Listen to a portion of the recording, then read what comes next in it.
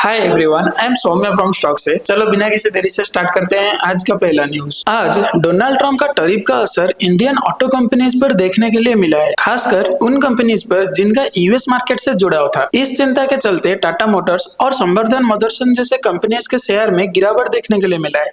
Higher tariff से supply chain महंगा हो सकता है, जिससे इन कंपनीज की प्रॉफिटेबिलिटी पर, एक्सपेंशन प्लान्स पर बहुत ज्यादा असर पड़ सकता है।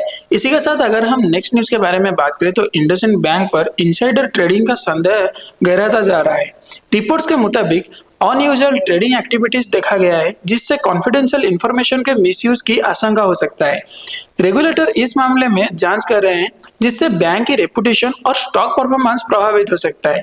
इन्वेस्टर इस मामले पर सतर्क है, क्योंकि अगर इनसाइडर ट्रेडिंग साबित होता है तो भारी पेनल्टीज भी लग सकता है। इसी के साथ अगर हम नेक्स्ट न्यूज के बारे में बात करें तो ट्रम्प के 25% चाइनीज इंपोर्ट टैरिफ का इंडिया पर बड़ा असर नहीं होगा, क्योंकि इंडिया ऑटो कंपोनेंट मैन्युफैक्चरर्स के लिए एक नया अवसर खुल सकता है। यूएस को अल्टरनेटिव सप्लाई की बहुत जरूरत होगा, जिससे इंडियन कंपनीज के फायदा हो सकता है। इंडिया का auto component sector cost effective और हाई क्वालिटी मैन्युफैक्चरिंग के लिए जाना जाता है। इस बदलाव से इंडियन एक्सपोर्ट को बढ़ावा मिल सकता है और इंडस्ट्री को ग्लोबल एक्सपोजर भी मिल सकता है। इसी के साथ अगर हम नेक्स्ट न्यूज के बारे में बात करें तो ग्लोबल टैरिफ कंसर्न के बावजूद इंडिया के इकोनॉमी मजबूत बना रहेगा। S&P ग्लोबल रेटिंग्स ने फाइनेंशियल ईयर 26 में 6.5% जीडीपी ग्रोथ का अनुमान लगाया है।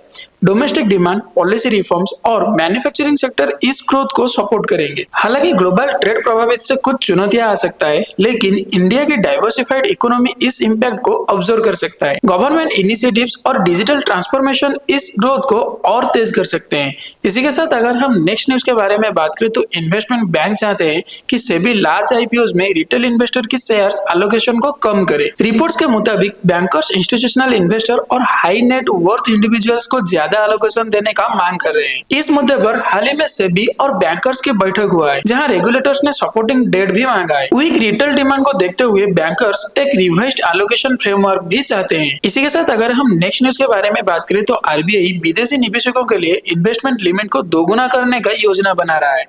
इस बदलाव से इंडियन मार्केट में फॉरेन कैपिटल इनफ्लोज बढ़ेगा, लिक्विडिटी इंप्रूव हो सकता है।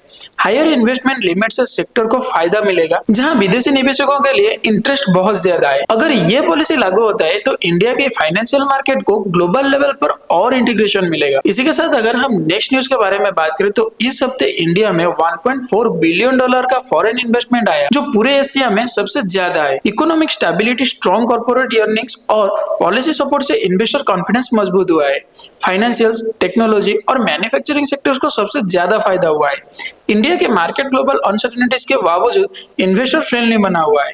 बढ़ती फॉरेन पार्टिसिपेशन से इंडिया का ग्लोबल फाइनेंशियल स्टेटस और मजबूत हो रहा है। इसी के साथ अगर हम नेक्स्ट न्यूज के बारे में बात करें तो हरन ग्लोबल रिच लिस्ट 25 में गौतम अदानी ने सबसे ज्यादा वेल्थ गेन किया है। उनकी नेटवर्थ 1 लाख करोड़ से भी बहुत ज्यादा बढ़ा है। 13% ग्रोथ के साथ वे लिस्ट में दूसरे नंबर पर पहुंचे, जबकि मुकेश अंबानी 8.6 लाख करोड़ की नेटवर्थ के साथ टॉपर बने हुए हैं। अदानी ने कमोडिटीज ट्रेडिंग से शुरुआत करके पोर्ट्स, पावर, एयरपोर्ट्स और रिन्यूएबल तक का बड़ा एम्पायर बनाया है। वही अंबानी के नेटवर्थ 1 लाख करोड़ कम होने से ग्लोबल टॉप 10 रिचेस्ट लिस्ट में बाहर हो गए। इसी के साथ अगर हम नेक्स्ट न्यूज के बारे में बात करें तो नए फाइनेंशियल ईयर से सैलरीड एम्प्लॉइज के लिए कई टैक्सेस रूल चेंज हो सकते हैं। टैक्स स्लैब्स में बदलाव, स्टैंडर्ड डिडक्शन में बढ़ोतरी और एचआरए एग्जम्पशन के लिए नया नियम आ रहा है। प्रोविडेंट फंड टैक्सेशन को भी मॉडिफाई किया जा सकता है, जिसमें रिटायरमेंट सेविंग्स पर भी असर पड़ेगा। कैपिटल गेन्स टैक्स और टीडीएस रेट में भी बदलाव देखने के लिए मिल सकता है। इन्वेस्टमेंट डिक्लेरेशन और परक्यूसाइड टैक्सेशन के नए कंप्लायंस रूल्स लागू हो सकते हैं, जिससे टैक्स प्लानिंग बहुत जरूरी हो जाएगा। इसी के साथ अगर हम नेक्स्ट न्यूज के बारे में बात करें तो बांग्लादेश ने कंफर्म किया है कि अदानी पावर ने इलेक्ट्रिसिटी सप्लाई फिर से शुरू कर दिया है, क्योंकि पेमेंट्स रिज्यूम हो गया है। पेमेंट्स डिले के कारण पावर सप्लाई टेम्परेरी रुक गया था, लेकिन अब फाइनेंशियल सेटलमेंट के बाद ऑपरेशन वापस नॉर्मल हो गया है। अदानी पावर बांग्लादेश को एक लॉन्ग टर्म एग्रीमेंट के तहत बिजली सप्लाई करता है। दोनों देशों के बीच फाइनेंशियल कोऑर्डिनेशन को और स्मूथ बनाने के लिए बहुत जरूरी है, ताकि फ्यूचर में कोई भी डिस्टर्बेंस ना हो। तो ओवरऑल ये था आज का न्यूज अपडेट। अगर आपको हमारा वीडियो अच्छा लगा हो या फिर कुछ भी इन्फॉर्मेटिव लगा हो तो आप हमें लाइक करें, शेयर करें और सब्सक्राइब करना मत भूलें। तब तक के लिए हम रहते हैं और मिलते हैं एक नए एपिसोड के साथ।